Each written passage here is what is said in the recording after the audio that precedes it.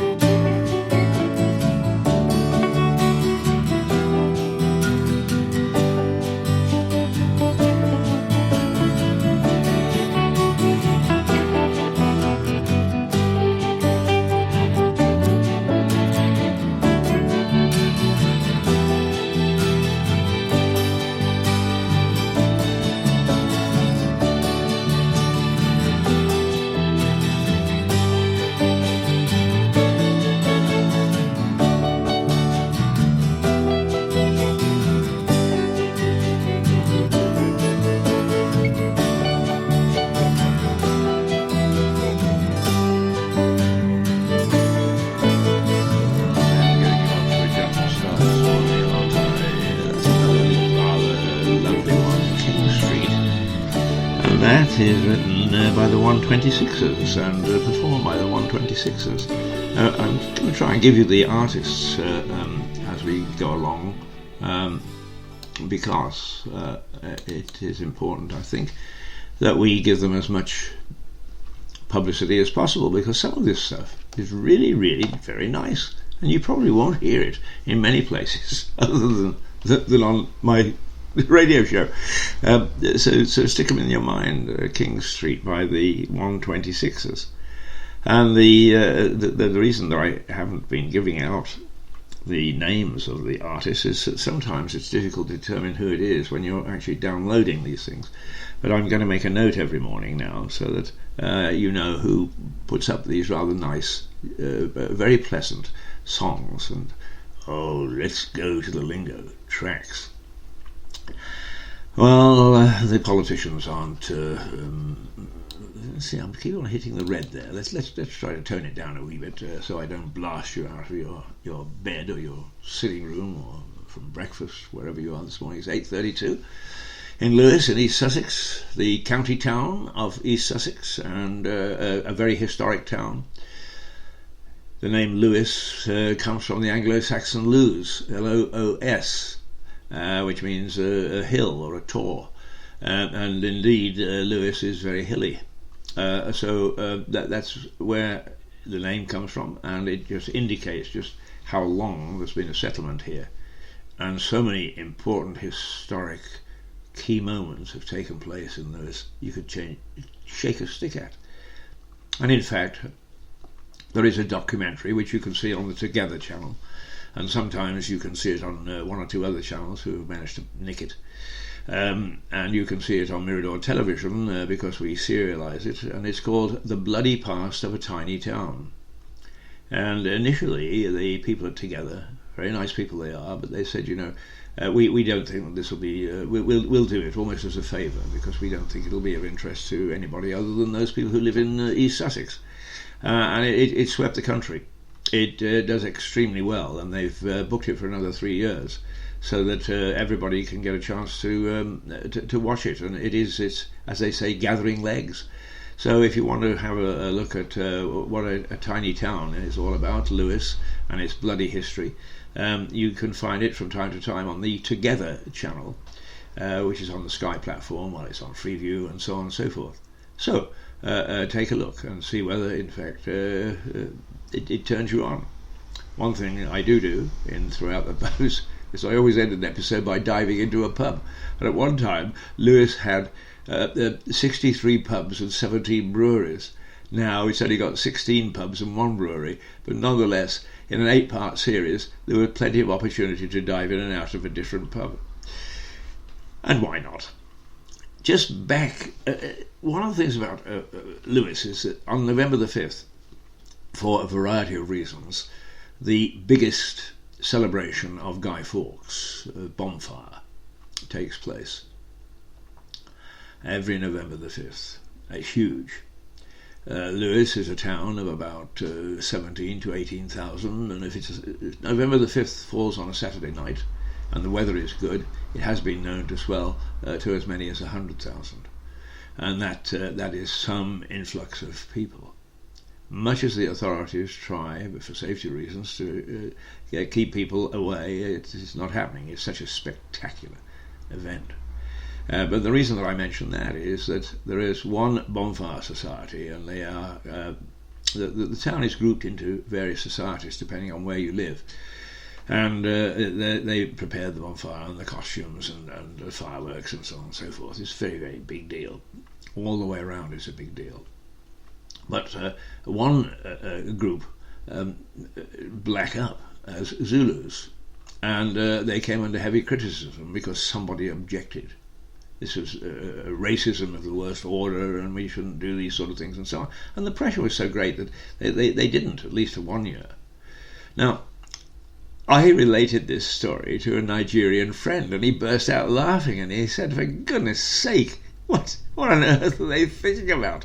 Is the question of that sort of race isn't prevalent in Nigerian society. They don't care. They don't care what we think about black people. They get on with a very civilized way of life. They've got their problems the same as we have. The thing is that their politicians are no different to our politicians. They'll play up anything. So let's not speak for their politicians, but the average man in the street doesn't give a fig about colour. And one of the great joys that I had in Nigeria was driving to Damaturu, which is about it's a 2-day drive. It's a long way, and the roads aren't exactly the highway that you can expect coming out of San Francisco. And we would stop to pick up milk and bananas at a small wayside filling station or little cafe dash store. So we would order milk and we would order bananas, and suddenly a whole bunch of children, about anywhere from 4 to 10, I would say, they swamp around because what they're looking for is a handout. But then the word went out, there's a white man in the car. And in these parts of even Nigeria, which is incidentally about 180 million people, Nigeria, and it's a vast landscape. So don't think you're talking about a small African country. It is huge. And so the word would go out, and suddenly all sorts of people were around, and all they wanted to do was stick to glimpse at a white man, because they didn't see him very often, if at all. And on one occasion, one little boy, and they are just beautiful kids. I mean, black, hang on a minute. Black faces with extraordinarily white teeth, and they're beaming from ear to ear. And one little boy put his hand in through the window, and he said, well, he didn't say, he just beamed at me and rubbed his finger along my hand. He wanted to see whether the white would rub off. Now, you tried talking to them about the silly nonsense of this. There's nothing wrong, nothing silly about discrimination, but the way that it's taken to extremes sometimes is just so silly, because a lot of people whom we say, these groups say that they're protecting and so on and so forth, they don't care. They don't find that at all an issue. It's not inhuman. It is not an issue that they can get excited about. Thank you. You whites go off, you stupid people, and you fight about it. And that's nothing to do with the